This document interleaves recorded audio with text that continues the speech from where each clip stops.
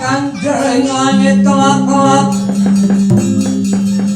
katon merek bincange halus desain mawe gandrung sabarang katukir moyak baik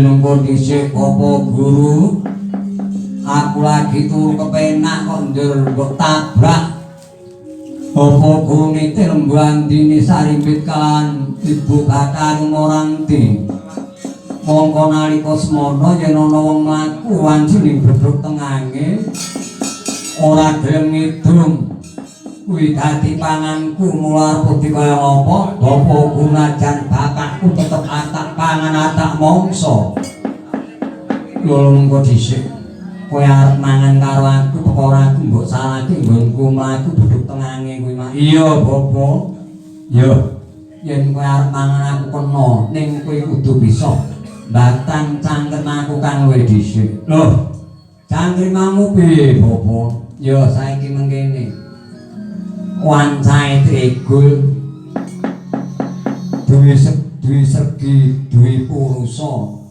Netrono tanasta suku dasa kuwi tegese piye? Oh, kene ya mung gampang.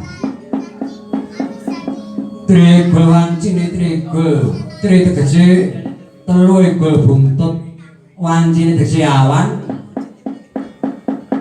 Lho kuwi cacahe telu ya kuwi bapakku ibu Moranti, telune aku kuwi tegese tri. Wong telu iki jenenge tri. Ego tegese buntut lembandini duweni buntut bener apa ora? Ya bener pinter kowe. Lah yen duwe segi duwe purusa kuwi tegese piye? Duwe segi duwe purusa.